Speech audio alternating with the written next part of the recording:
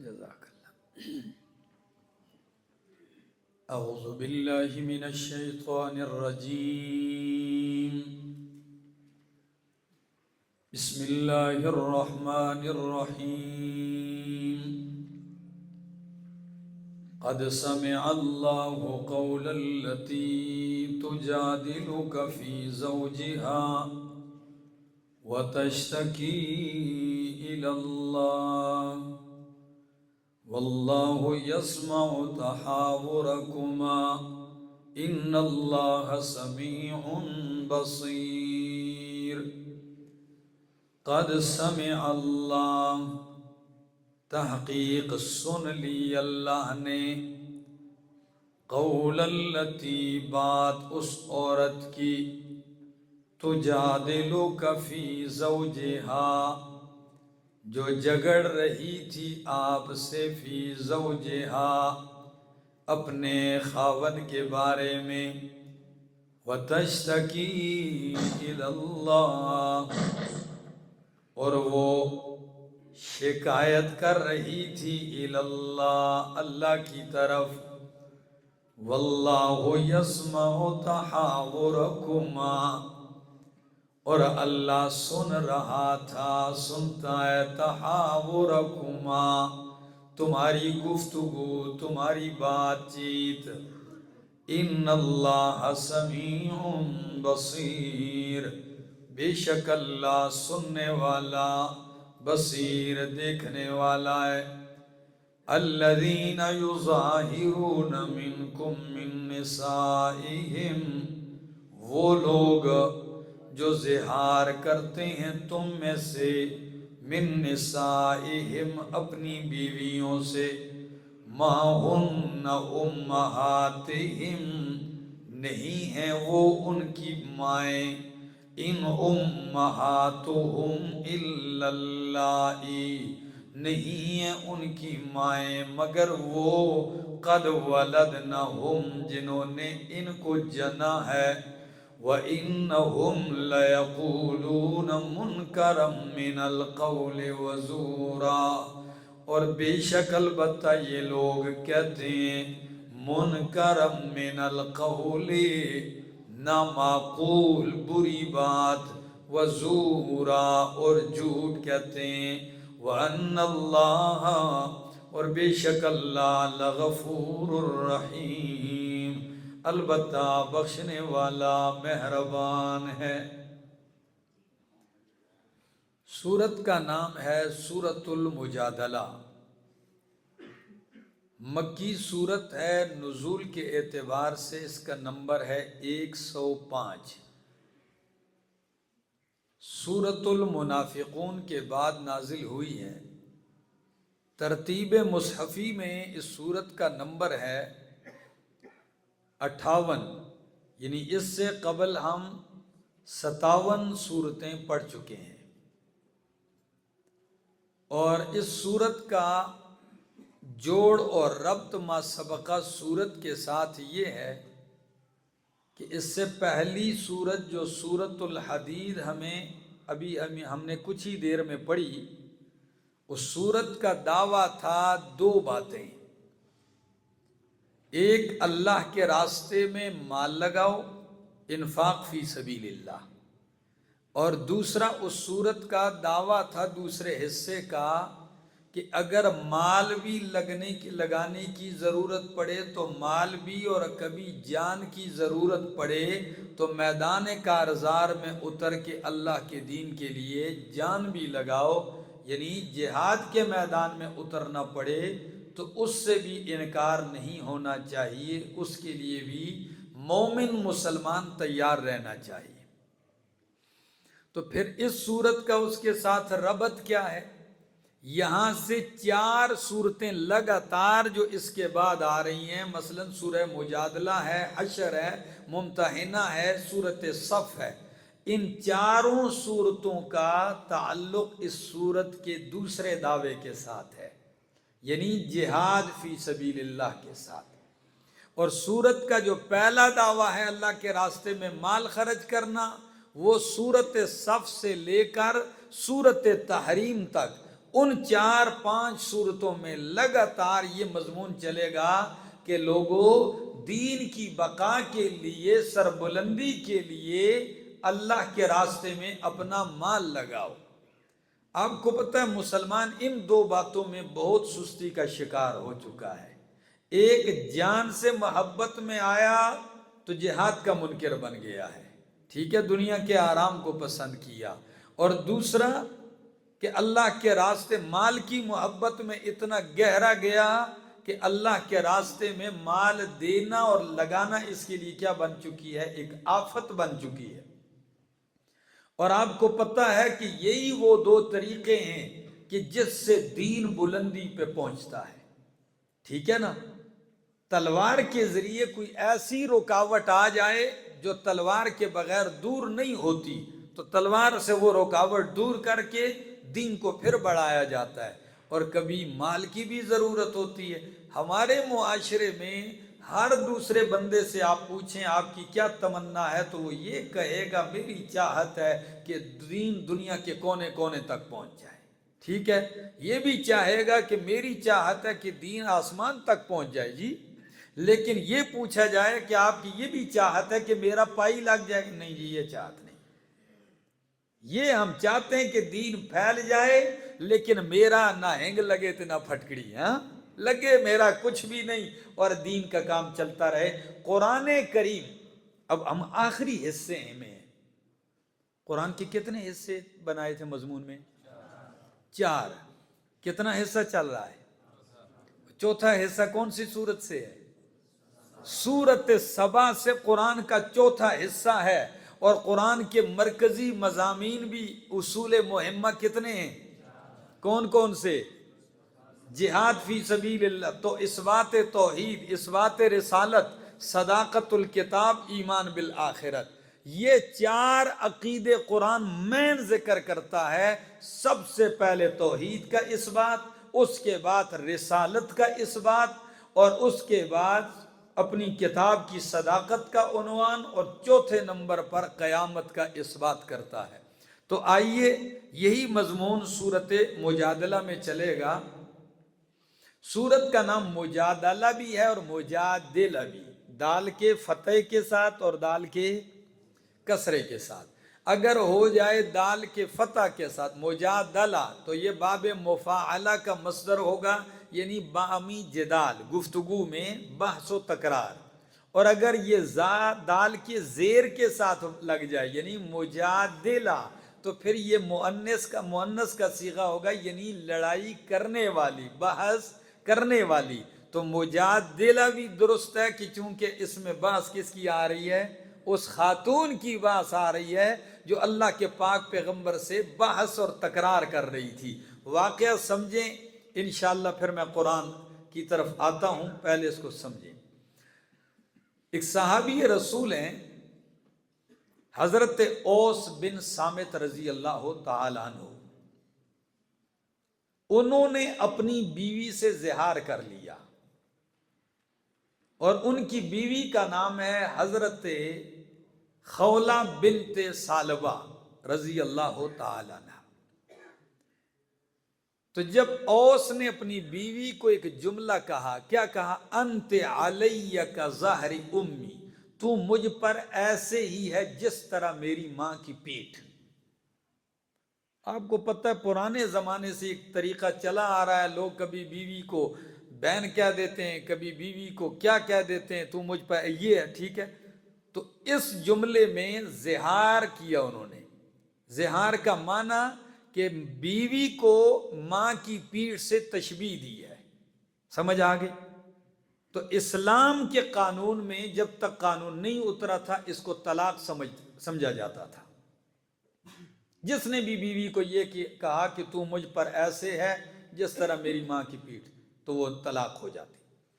اب جب خولہ سے خاوند نے یہ جملہ کہا، پریشانی کے عالم میں کہ اب تو میری عمر بھی اس جگہ پر ہے کہ گھر اجڑ جائے گا، نبی علیہ السلام کے پاس آئی۔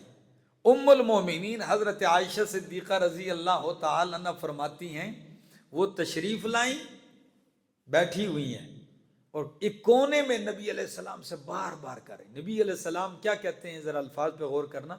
وہ یہ کہتی ہے یا رسول اللہ صلی اللہ علیہ وسلم میرا گھر اجڑ جائے گا، خاوند نے طلاق دے دی ہے. یہ جملے کہہ دیے، آپ یہ بتائیں کیا میں خاوند پر طلاق ہو گئی ہوں یا نہیں، یعنی میرا گھر اجڑنے سے بچا لیجئے. نبی علیہ السلام نے فرمایا ما انزل اللہ فی امرک من شیء، اے خولا ابھی تک اللہ نے تیرے بارے میں کوئی فیصلہ نہیں اتارا، لہٰذا میں بھی پرانے طریقے کے مطابق یہی کہہ دیتا ہوں کہ قد حرمت علیہ، تو خاوند پہ حرام ہو گئی ہے. کیا کہا؟ تو خاوند پہ حرام ہو گئی ہے. بس یہ جملے کہنے کی دیر وہ رو رہی ہے کہ اللہ کے لیے نظر ثانی کیجئے، میرا گھر اجڑ رہا ہے. یہاں تک کہ ام المومنین حضرت عائشہ صدیقہ رضی اللہ تعالیٰ عنہ فرماتی ہیں کہ میں اٹھ کھڑی ہوئی اور میں نے اسے کہا الیک کے پیچھے ہو جا. اتنا تکرار کر رہی ہے، اللہ کے پیغمبر سے کہہ دیا بس حرام ہو گئی، خاوند پر حرام ہو گئی، پیچھے ہو جا. کہتی ہیں وہ پیچھے ادھر ہی بیٹھے رو رہی ہے. ابھی محفل پیغمبر کی محفل سے گئی بھی نہیں، اللہ نے سورت مجادلہ اتار دی. اور کیا کہا ہے، ذرا لفظوں پہ غور کیجئے. فرمایا قد سمع اللہ قول التی تجادلک فی زوجہا، قد سمع اللہ، تحقیق اللہ نے سن لی، قول التی، بات اس عورت کی، تجادلک فی زوجہا، جو آپ سے جھگڑ رہی تھی اپنے خاوند کے بارے میں. جھگڑا سمجھ میں آیا نا سارا؟ جھگڑ رہی تھی، بحث کر رہی تھی. وَتَشْتَكِي إِلَى اللَّهِ، اور وہ شکوہ کر رہی تھی، شکایت کر رہی تھی. إِلَى اللَّهِ، کس کی طرف؟ اللہ کی طرف التجائیں کر رہی تھی. فرمایا وَاللَّهُ يَسْمَعُ تَحَاوُرَكُمَا، اللہ نے سن لی تمہاری گفتگو. میرا محبوب پیغمبر آپ جو خولہ سے گفتگو کر رہے تھے اور جو وہ آپ سے لگی کر رہی تھی، اللہ نے دونوں کی باتیں سن لی. ان اللہ سمیع بصیر، بے شک اللہ سننے والا، بصیر دیکھنے والا ہے. غور کرنا ذرا، اللہ نے اس خاتون کی آواز سن لی. قربان جاؤں اس رب کی کریمی پر، اس کی شان پر. عجیب انداز ہے قرآن کا. قد سمع اللہ قول التی، ابو داؤد کے الفاظ ہیں. ام المومنین صدیقہ کائنات فرماتی ہیں اللہ کی قسم ہے وہ میرے حجرے کے کونے میں اتنی مخفی انداز سے لگی ہوئی تھی کہ میں اس کی آواز نہیں سن رہی تھی، لیکن اللہ نے عرش سے اس کی آواز سن لی. قد سمع اللہ قول التی تجادلک فی زوجہا، تحقیق سن لی اللہ نے بات اس عورت کی جو آپ سے جھگڑ رہی تھی، فی زوجہا، اپنے خاوند کے بارے میں، اور اللہ کے حضور شکایت کر رہی تھی. تو ایک بات کہتا ہوں، اللہ نے یہ آیتیں اتار کے فرمایا، لفظ پہ غور کرو، یہ آیتیں اتار کے فرمایا میرا پیغمبر کہہ دیجئے تاکہ عورت کا مسئلہ بھی حل ہو جائے اور آئندہ کے لیے قانون بھی بنا دیا. فرمایا ایسا کہنے سے بیوی پہ طلاق تو نہیں ہوتی، وہ حرام تو نہیں ہو جاتی، لیکن البتہ ایسے کہنے سے جرمانہ لگتا ہے. کیا لگتا ہے؟ یہ ایک غلط بات ہے کہ بیوی کو آپ کہیں تو مجھ پر ایسے ہے، جیسے میری ماں کی پیٹھ ہے، یا بیٹی کے ساتھ تشبیہ دے دے، یا کسی اور محرمات کے ساتھ ان عورتوں کے ساتھ تشبیہ دے کہ جن کے ساتھ نکاح حرام ہے، تو اصطلاح شریعت میں اس کو کیا کہتے ہیں؟ زہار کہتے ہیں۔ ہاں اگر طلاق کی نیت سے کوئی بندہ کہتا ہے، بیوی کو کہتا ہے تو مجھ پر ایسے ہے جیسے میری ماں، اور نیت طلاق کی کرتا ہے، تو ایک طلاق بائنہ واقع ہو جاتی ہے۔ لیکن اگر یہ نیت نہیں ہے، صرف اس سے ناراض ہو رہا ہے، ٹھیک ہے نا، جماع سے دور ہونا چاہتا ہے اور یہ جملہ کہہ دیا، تو اب جرمانہ لگے گا۔ کیا؟ یا تو ایک غلام آزاد کرے گا مومن، تب بیوی کے پاس جا سکے گا، اگر یہ نہیں تو 2 مہینے لگاتار روزے رکھے گا۔ کتنے مہینے؟ 2 مہینے لگاتار روزے۔ اگر ایک دن بھی ناغہ کر لیا تو پھر دوبارہ نئے سرے سے، تب جا کے بیوی کو چھوئے گا۔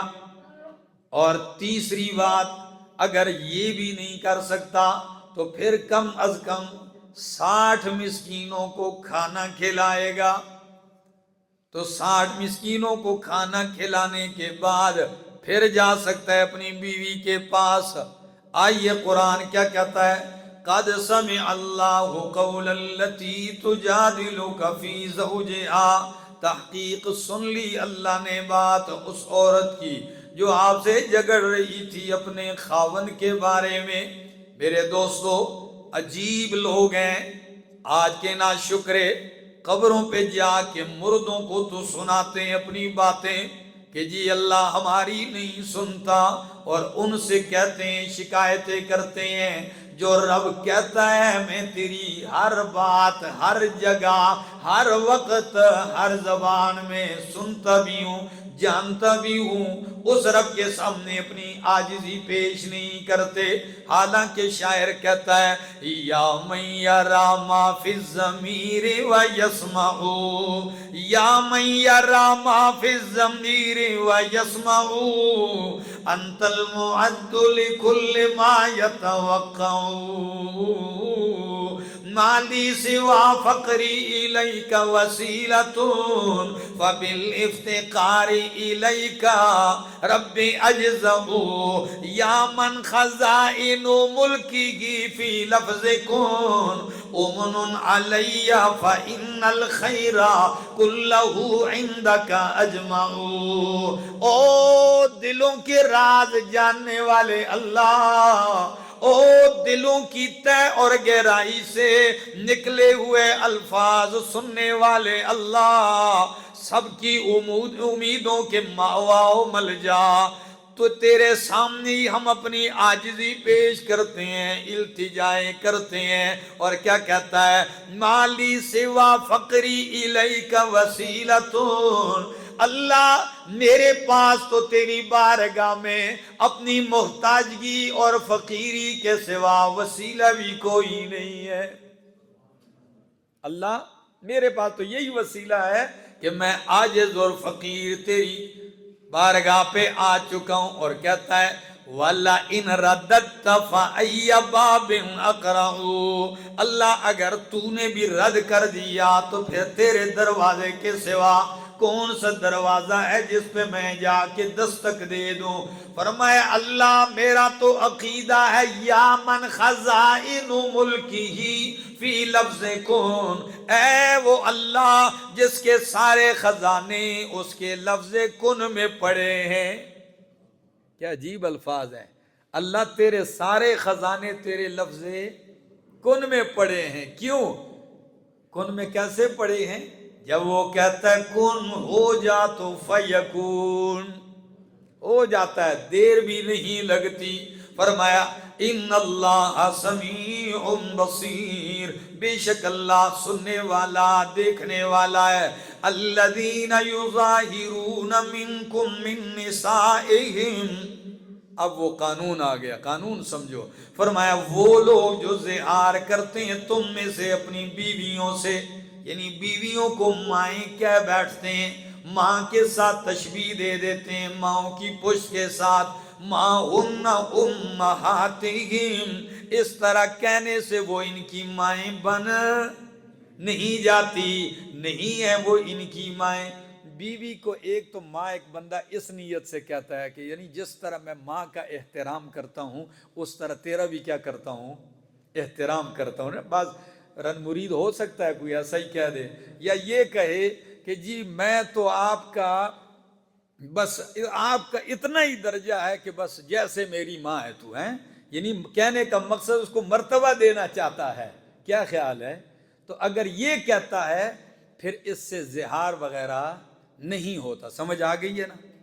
ہاں، تو فرمایا اگر کوئی لوگ اس طرح کہہ دیں زہار کی نیت کے ساتھ کہ تو اس طرح حرام ہے جس طرح ماں کی پیٹھ، ایسے کہہ دے، فرمایا ماں تو نہیں بنتی، لیکن ایک بات سن لو، انہم لیقولون منکرا من القول، بے شک یہ کہتے ہیں بہت بری بات، وزورا اور جھوٹ، اس لیے کہ بیوی کسی طرح ماں ہو سکتی یا ماں جیسی نہیں ہو سکتی۔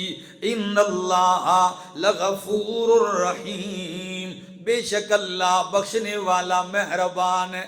اس جملے کا ادھر لگانے کا کیا مقصد تھا؟ یعنی اشارہ کر دیا اگر آج سے پہلے جہالت اور نہ سمجھی میں کچھ ہو گیا ہے تو اللہ کیا کر دے گا؟ بخش دے گا، معاف کر دے گا۔ والذین یظاہرون من نسائہم، وہ لوگ جو زہار کرتے ہیں اپنی عورتوں سے، ثم یعودون، پھر وہ رجوع کرتے ہیں، لما، لام کو ان کے معنی میں لے لو، یعنی جو انہوں نے کہا ہے اس سے رجوع کرتے ہیں۔ پہلے ماں کی پیٹھ سے تشبیہ دی، اب اپنی بات سے پیچھے ہٹنا چاہتا ہے۔ کیا کرنا چاہتا ہے؟ رجوع کرنا چاہتا ہے، لوٹنا چاہتا ہے۔ تو فتحریر رقبۃ مؤمنۃ، آزاد کرنی ہے ایک مومن گردن، یعنی ایک غلام آزاد کرنا ہے۔ اس دور میں تو غلام نہیں، اس دور میں کیا ہوتے تھے؟ غلام ہوتے تھے۔ فرمایا غلام آزاد کرنا ہے۔ اچھا، لیکن کب؟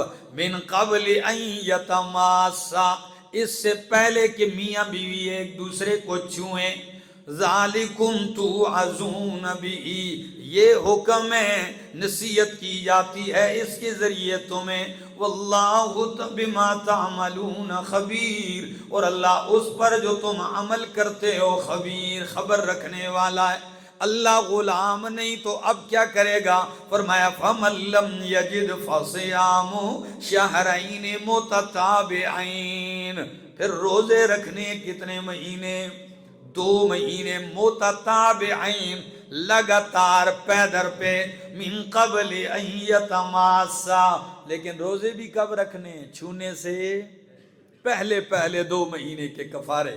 فَمَن لَّمْ يَسْتَطِعْ، جو 2 مہینے روزے رکھنے کی بھی طاقت نہ رکھے، فرمایا فَإِطْعَامُ 60 مِسْكِينًا، تو کھانا کھلانا ہے 60 مسکینوں کو۔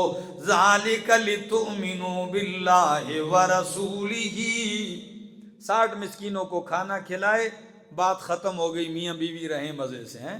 فرمایا ذَلِكَ لِتُؤْمِنُوا بِاللَّهِ وَرَسُولِهِ، یہ حکم اللہ تمہیں اس لیے دیتا ہے تاکہ تم یقین کرو اللہ اور اس کے رسول پر، ایمان لاؤ، یعنی پختہ یقین کرو، مضبوط ہو جاؤ اللہ کے اوپر یقین کے اعتبار سے اور اس کے رسول پر یقین کے اعتبار سے، تاکہ تم اللہ اور اس کے رسول پر ایمان لاؤ۔ تلک حدود اللہ، یہ اللہ کی حدیں ہیں۔ یہ کیا ہیں؟ اللہ کی حدیں ہیں، یہ باؤنڈریاں اللہ نے مقرر کی ہیں۔ فرمایا وَلِلْكَافِرِينَ عَذَابٌ عَلِيمٌ، کافروں کے لیے دردناک عذاب ہے۔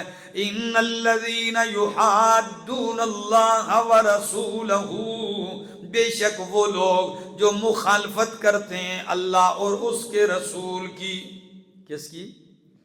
قانون بیان کیا، آگے دوسرا اس پہ تفریح، فرمایا جو لوگ اللہ اور اس کے رسول کی مخالفت کرتے ہیں کوبیتو، ذلیل کر دیے جائیں گے۔ صیغہ ماضی کا ہے، معنی مضارع کا کرو، کیا کر دیے جائیں گے؟ چونکہ ان کی ذلت یقینی ہے، اور جو چیز یقینی ہو اس کو ماضی کے صیغے سے کیا کر دیا جاتا ہے؟ جیسے آپ کسی کے پاس کیا جاتے ہیں کہ جی کل میرا یہ کام کرنا ہے، آپ کر دیں گے، کہتا ہے سمجھو ہو گیا، تو ہو گیا تو ماضی کا صیغہ ہے، لیکن اس کا ہونا کیا ہوتا ہے؟ یقینی، تو صیغہ ماضی کا تعبیر۔ فرمایا کو بھی تو ذلیل کر دیے جائیں گے، کما کو بھی الذین من قبلہم، جس طرح ذلیل کیے گئے وہ لوگ جو ان سے پہلے گزرے ہیں۔ فرمایا جو بھی اللہ اور رسول کی مخالفت کرے گا اللہ کی بارگاہ میں وہ ذلیل ہے اور ذلیل کیا جائے گا، عزت دار نہیں ہے۔ اللہ کے ہاں عزت دار تو وہ ہے جو اللہ اور اس کے رسول کا تابعدار ہے۔ دوسرا قانون فرمایا قد انزلنا آیات بینات، تحقیق ہم نے اتاری ہیں واضح آیتیں، یعنی واضح احکام اتارے ہیں۔ وَلِلْكَافِرِينَ عَذَابٌ مُہِینٌ، اور کافروں کے لیے عذاب مہین، رسوا کرنے والا عذاب ہے۔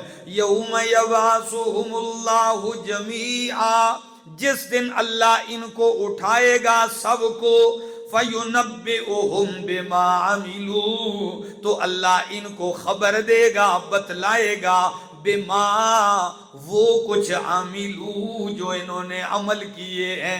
جب اٹھائے گا اللہ کی بارگاہ میں سارے پیش ہوں گے، ایک ایک عمل کا اللہ ان کو بتائے گا، دکھائے گا، میرا بندہ یہ تو نے کیا ہے، بلکہ قرآن کہتا ہے ایسے دکھائے گا، اما من یعمل مثقال ذرۃ خیرا یرہ، ایک ذرہ بھی اگر نیک عمل کیا تو یارہ ہو، اپنی آنکھوں سے اپنا عمل کیا کرے گا؟ دیکھ لے گا، اور اگر کوئی برا عمل کرے گا تو اس کو اپنی آنکھوں سے دیکھ لے گا۔ ایک تفسیر پڑھ رہا تھا، یہ بات سمجھ میں نہیں آ رہی تھی کہ بندہ اپنے گناہ کو اس دن دیکھے گا کیسے؟ گناہ تو جو ہونا تھا سو ہو گیا، ٹھیک ہے نا؟ تو وہاں حضرت عبداللہ ابن عباس رضی اللہ تعالیٰ عنہ کی طرف ایک روایت منقول تھی، اس میں یہ لفظ تھے کہ جب یہ انکار کرے گا تو اللہ اس کے سامنے وہ منظر لے آئے گا، وہ منظر سامنے لائے گا کہ یہ دیکھ یہ جو گناہ کر رہا ہے یہ تو لگا ہوا ہے یا کوئی اور ہے، ذرا دیکھ یہ تو ہے۔ تو جب یہ دیکھے گا کہ ہاں اللہ میں ہوں، وہی جگہ وہی مقام وہی لمحے سامنے کر دے گا۔ یہ چیز سمجھ میں نہیں آ رہی تھی، دور جدید نے بتا دیا کہ ایک انسان کسی عمل کی ویڈیو بنا کے کیا کر سکتا ہے؟ محفوظ کر سکتا ہے، ٹھیک ہے نا؟ سال کے بعد دیکھو، 10 سال کے بعد دیکھو، وہی جگہ وہی منظر وہی وقت کیا کر دیتا ہے؟ آپ دیکھ سکتے ہیں کہ میں کیا کر رہا تھا، میں چل رہا تھا، ٹھیک ہے نا؟ لوگ شادیوں میں موویاں بناتے ہیں، پہلے تو شادیوں میں کوئی بنتی تھی، ابھی تو اللہ معاف کرے جدھر دیکھو تو بنتی جا رہی ہے، سمجھ آ گئی ہے؟ تو مخلوق اگر ایسا کرے گی تو اللہ کے لیے کوئی مشکل ہے؟ دور جتنا بھی جدید ہوتا جائے، قرآن کی سنت کی ایک ایک بات سچی ثابت ہوتی چلی جائے گی، یہ اتنا سچ ہے۔ فرمایا تو اللہ ان کو خبر دے گا بما عملو، اس کی جو یہ عمل کرتے رہے۔ کون سا عمل؟ فرمایا احصاہ اللہ، جسے اللہ نے شمار کر رکھا تھا، وَنَسُوهُ، اور کرنے والے نے اسے بلا رکھا تھا۔ کرنے والے نے تو جرم کیا، رات گئی بات گئی بھول گیا، لیکن اللہ تو بھولنے سے پاک ہے۔ فرمایا احصاہ اللہ، اللہ نے اسے شمار کر رکھا تھا، وَنَسُوهُ، اور لوگوں نے اسے بلا دیا تھا، وَاللَّهُ عَلَى كُلِّ شَيْءٍ شہید، اور اللہ ہر چیز پر حاضر ہے، گواہ ہے، نگہبان ہے۔ کوئی بھی عمل ہے کہاں بھی کوئی کرے اللہ سے چھپ نہیں سکتا، اللہ اس کی نگرانی کر رہا ہے۔ الم تر ان اللہ یعلم ما فی السماوات وما فی الارض وما یکون من نجوا ثلاثۃ الا هو رابعهم، کیا تو نہیں جانتا؟ مخاطب کرتا ہے قرآن تمہیں، کیا او سننے والے، کیا تو نہیں جانتا کہ بے شک اللہ جانتا ہے ما فی السماوات، جو کچھ آسمانوں میں ہے، اللہ سے آسمان کی کوئی چیز چھپی نہیں ہے، وما فی الارض، اور جو کچھ زمین میں ہے وہ بھی اللہ سے چھپا ہوا نہیں ہے، بلکہ قرآن کہتا ہے عندہ مفاتح الغیب لا یعلمها الا ہو، اسی کے پاس ہے غیب کے خزانوں کی چابیاں، لا یعلمها الا ہو، ان چابیوں کو بھی کوئی نہیں جانتا، الا ہو، مگر وہی جانتا ہے۔ یہ اجمال ہے، اور اس کی تفصیل میں فرمایا یعلم ما فی البر والبحر، فرمایا وما تسقط من ورقۃ الا یعلمها، کوئی پتا درخت سے نہیں گرتا الا یعلمها، مگر اللہ اسے جانتا ہے۔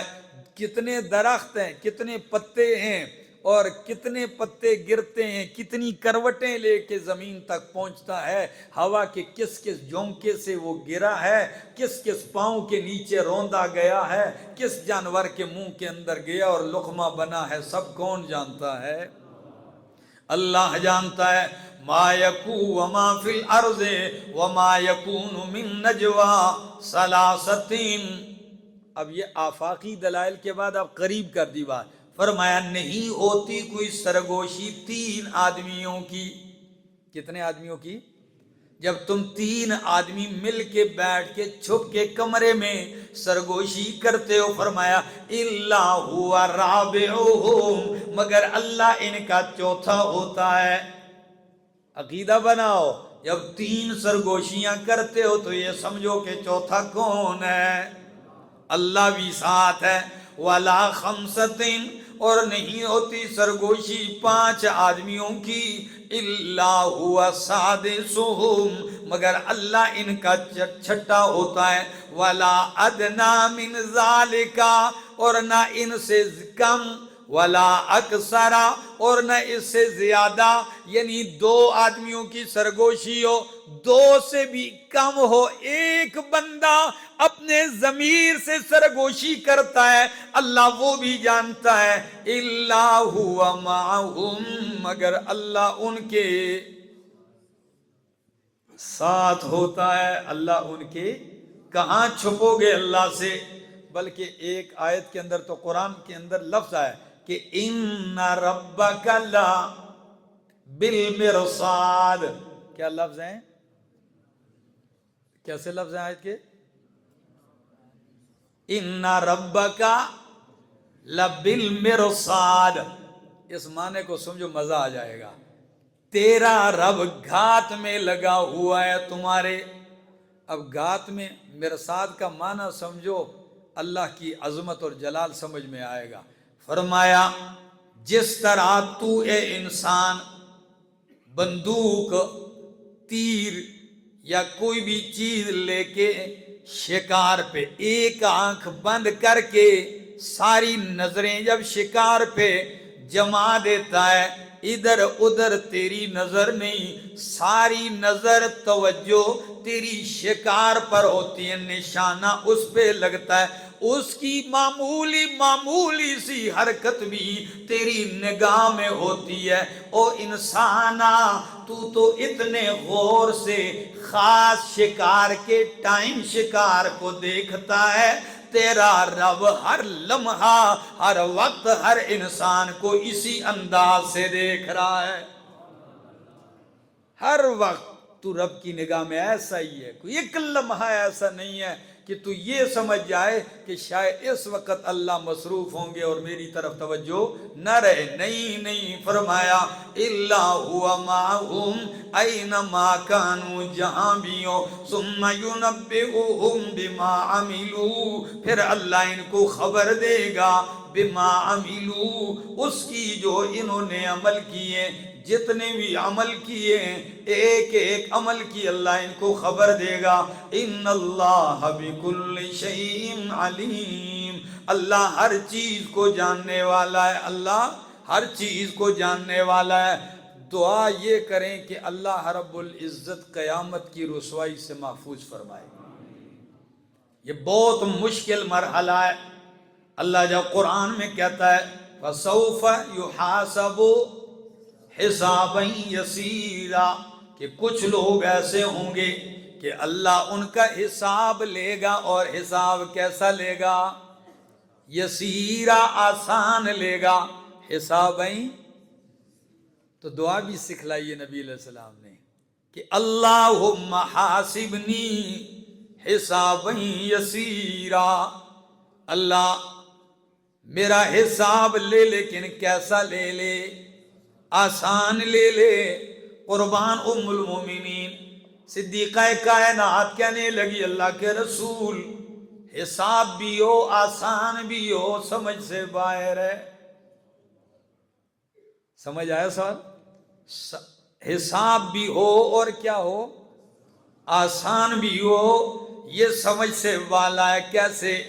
مثلا اللہ کہہ دے او میرا بندہ تیری 70 سال عمر ہے، 70 سالوں کا حساب نہ دے، صرف 70 دنوں کا حساب دے دے، تو دے سکتے ہو؟ اللہ کی قسم ایک دن کا بھی نہیں دے سکتے۔ تو پھر آسان کتنا آسان ہوگا؟ 70 سالوں کا نہیں، دنوں کا دے دو، یا 70 منٹوں کا ہی دے دو، ہم تو یہ بھی نہیں دے سکتے۔ تو حساب ہو اور آسان ہو، یہ کیسے ہو سکتا ہے؟ نبی کریم نے فرمایا عائشہ حسابً یسیرا سے مراد یہ نہیں ہے، حسابً یسیرا سے مراد صرف اللہ کی عدالت میں حساب کے لیے پیش ہونا ہے، کہ بندہ سامنے آئے گا، پیش ہوگا، اللہ نظر کرم ڈال کے کہہ دیں گے میں نے معاف کر دیا۔ یہ ہے حسابً یسیرا۔ اللہ نظر ڈال کے مہربانی کر کے کیا کہہ دیں گے؟ میں نے کیا کر دیا ہے؟ تو اللہ ایسا ہی حساب ہمارا لے لے کہ تو نظر کرم ڈالے اور کیا کہہ دے؟ معاف کر دیا۔ اللہ اس مالک کی اتنی مہربانیاں ہیں۔ ایک حدیث کے اندر الفاظ آتے ہیں، دیکھیے ان احادیث کا یہ مطلب کبھی بھی بندہ نہ لے کہ اللہ کی مہربانی کو دیکھ کر وہ اس کی بغاوت کو ہاتھ میں لے لے، یہ مطلب کبھی بھی نہیں ہوتا۔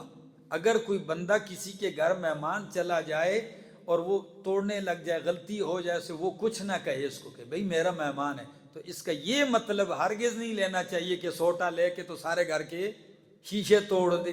کیا خیال ہے؟ اس کی مہربانی کا تو کوئی اندازہ ہی نہیں ہے، لیکن اس کی مہربانی پہ نظر رکھتے ہوئے کہیں اس کی بغاوت کو نہ اختیار کر لیا جائے، تو فرمایا اس کی رحمت کا ایک انداز یہ ہوگا، نبی علیہ السلام اس پہ ہنسے، اتنا ہنسے کہ آپ کے سامنے کے دندان بھی نظر آ گئے اور داڑھوں کے دانت بھی نظر آ گئے۔ کیا انداز تھا؟ فرمایا اللہ بلائے گا قیامت والے دن ایک بندے کو، موحد بندے کو، مشرک کی بات نہیں، کیونکہ وہ تو پکا جہنمی ہے، بلا کے اللہ اس کو الگ کریں گے، اس پہ اپنا ہاتھ دست شفقت ڈالیں گے، کہیں گے میرا بندہ یہ کیا تھا گناہ تو نے، یہ کیا تھا، سچ بتا یہ بھی کیا تھا۔ ایک ایک گنوائے گا اللہ اس کو، بالکل خلوت میں، پردے میں، سب سے پردے میں کر کے ایک ایک گناہ یہ کیا، یہ جی اللہ یہ بھی ہوا ہے، یہ بھی ہوا ہے، ساتھ ساتھ جو ہیبت اس پہ طاری ہوگی، تو آخر میں دل میں یہ سوچے گا میں تو غرق ہو گیا ہوں، میں تو کیا ہو گیا ہوں، کہ جب اللہ ایک ایک کر کے گنوا رہا ہے اور اقرار بھی کروا رہا ہے کیے کہ نہیں، تو جب آخر میں یہ سوچے گا تو اللہ کہیں گے میرا بندہ کیے ہیں کہ نہیں، کہے گا کیے ہیں، اللہ فرمائیں گے میں نے دنیا میں اس پہ پردہ ڈال دیا تھا، تجھے رسوا نہیں کیا، آج بھی پردہ چاک نہیں کرتا ہوں، پردہ ڈالے ہوئے تجھے معاف کرتا ہوں، اور ان کے بدلے میں تجھے یہ دیتا ہوں۔ تو جب یہ کہے گا تو فوراً یہ بدل جائے گا، کہے گا اللہ میں نے تو یہ بھی کیا تھا، میں نے تو وہ گناہ بھی کیا تھا، یہ اور گننے لگ جائے گا کہ اللہ وہ تو آپ نے نہیں بتلائے۔ تو نبی علیہ السلام نے جب یہ جملے کہے تو اس وقت آپ ہنس پڑتے ہیں۔ یہ اس کی مہربانی کا ایک منظر ہے۔ لیکن دعا یہ کرو کہ اللہ شرک سے بچائے۔ میں بار بار جو جملہ کہتا ہوں میری تقریروں میں وہ یہی اسی لیے ہوتا ہے لوگوں کہ ایک یہ بدبخت ہے، اس کے لیے معافی نہیں ہے۔ بس اس سے بچو گے، باقی اللہ رب العزت چاہے گا معاف کر دے گا، چاہے گا نبی کی شفاعت سے معاف کر دے گا، چاہے گا قرآن کی شفاعت سے معاف کر دے گا، چاہے گا کسی عالم کی شفاعت سے معاف کر دے گا، چاہے گا کسی فرشتے کی شفاعت سے۔ ساری آیتیں 28 پارے پڑھ چکے ہوں، میں ساری وضاحت کرتا آیا ہوں، کر دے گا معاف۔ کبھی ایسا بھی ہوگا سفارش سے بھی معاف نہیں ہوا، سزا دے دو، سزا بھگتے گا۔ کیا کرے گا؟ سزا بھگتے گا۔ تو اللہ سزا بھگتنے کے بعد اس کو کیا کر دے گا؟ جنت میں داخل کر دے گا، ٹھیک ہے، پھر بھی چلا جائے گا۔ لیکن کافر مشرک، تو دعا یہ کرو اللہ نے الحمدللہ ہم سب کو ایمان کی، توحید اور سنت کی دولت سے نوازا ہوا ہے۔ یہ بہت بڑی دولت ہے۔ اس جملے پہ آ کے بندہ دیکھتا ہے تو کافروں کی حیثیت سمجھ میں آتی ہے کہ نہیں، یہ شکوہ دل میں نہیں کہ اللہ نے ان کو اتنا نوازا ہے۔ میرا دوست، اللہ نے جو آپ کے لیے رکھا ہے وہ آپ کی سوچ سے بھی بہت زیادہ ہے۔ اللہ نصیب فرمائے۔ فرمایا، بلکہ ایک حدیث میں آتا ہے کہ ایک جہنمی مومن بندہ جہنم میں ہوگا، آخری جانے والا، تو اس سے کہے گا او میرا بندہ سچ بتا، اگر تجھے میں جہنم سے نکال دوں، اور تو کچھ نہیں مانگے گا نا، کیونکہ زمانہ ہوگا، روئے گا اللہ نکال دے، بس نکال دے۔ کہے گا اللہ جی اور کچھ نہیں مانگو، بس صرف جہنم سے نکال دے، اور مجھے کچھ بھی نہیں چاہیے۔ اللہ فرمائیں گے چلو نکال دو اس کو۔ جب نکل آئے گا باہر تو اللہ اس کے سامنے ایک درخت کھڑا کر دیں گے، گھنی خوبصورت چھاؤں ہوگی اس کی نیچے۔ یہ ادھر رہے گا اور اس کی طرف دیکھے گا، ٹھیک ہے نا، بار بار اس کی طرف دیکھے گا، کہے گا اللہ بس یہ جہنم سے تو میں چھوٹ گیا ہوں، بس صرف اس درخت کے سائے تک پہنچا دے، پھر نہیں مانگوں گا، بس صرف سائے تک پہنچا دے اور نہیں مانگوں گا۔ اللہ فرمائیں گے لے جاؤ سائے کی طرف بھی۔ جب یہ سائے میں آئے گا تو سامنے اللہ ایک جنت کا منظر پیش کر دے گا، اور اللہ فرمائے گا او میرا بندہ اب بتا، اگر یہ تجھے دے دوں راضی ہو جائے گا؟ یہ جو سامنے جنت ہے، خود پوچھے گا اللہ، اگر یہ دے دوں خوش ہو جائے گا؟ وہ کہے گا اللہ مجھ سے مذاق تو نہیں کر رہے؟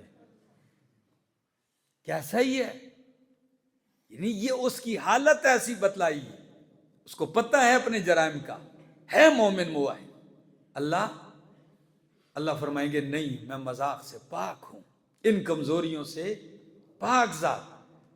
اللہ فرمائیں گے میرا بندہ جا، یہ میں نے تجھے دے دیا، دوڑے گا اس سائے سے نکل کے، اور اللہ کہیں گے سن، یہی نہیں جو تجھے نظر آ رہا ہے، اس سے 10 گنا بڑی جنت میں نے عطا کر دی ہے تجھے۔ یہ اس کی مہربانی ہے، یہ اس کی کرم اور عطا ہے۔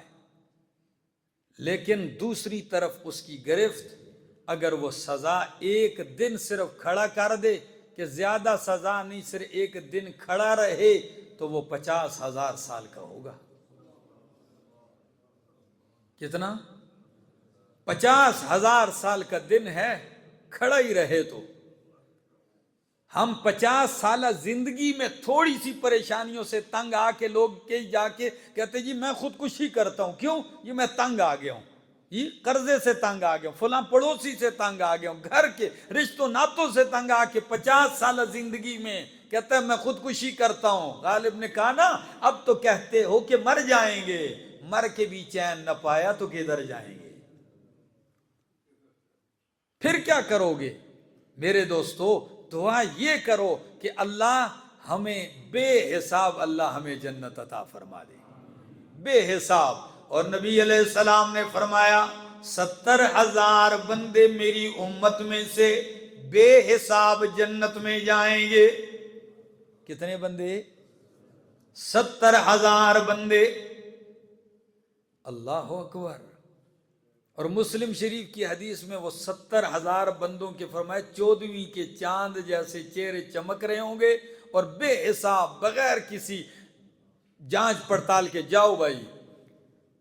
تو نبی علیہ الصلوۃ والسلام سے حضرت عمر رضی اللہ تعالیٰ عنہ نے پوچھا یا رسول اللہ صلی اللہ علیہ وسلم، جب 70,000 دے دی اللہ نے تو آپ نے کوئی مزید کا بھی مطالبہ کیا ہے کہ یا اللہ 70,000 میں کوئی اضافہ کر دے؟ نبی علیہ السلام نے فرمایا استزدت ربی، اے عمر میں نے 70,000 میں بھی اضافے کا مطالبہ کیا، رویا ہوں اللہ زیادہ کر دے۔ فرمایا اللہ کے رسول تو پھر کیا ہوا؟ فرمایا میرے رب نے کہا ان 70,000 میں سے ہر 1000 کے بدلے 70,000 لیتا جا۔ کتنے؟ ہر 1000 کے ساتھ 70,000۔ فرمایا اللہ کے رسول یہ تو بڑی تعداد ہو گئی، کیا آپ نے اسی پہ بس کر دی یا مطالبہ اور بھی بڑھایا؟ فرمایا نہیں عمر، میں نے اور بھی مطالبہ کیا۔ فرمایا رب نے کیا فرمایا؟ فرمایا اللہ نے کہا میرا پیغمبر 70,000 میں سے ہر بندے کے ساتھ 70,000 اور لے لے۔ پہلے 1000 کے ساتھ 70,000، اب یہ بعد میں کیلکولیٹر کر لینا، اور یہ صحیح حدیث ہے۔ میرے دوستو اللہ ہم سب کو ایسی ہی جنت نصیب فرمائے، دنیا اور آخرت کی رسوائی سے اللہ ہمیں محفوظ فرمائے۔ آخر دعوانا ان الحمد للہ رب العالمین۔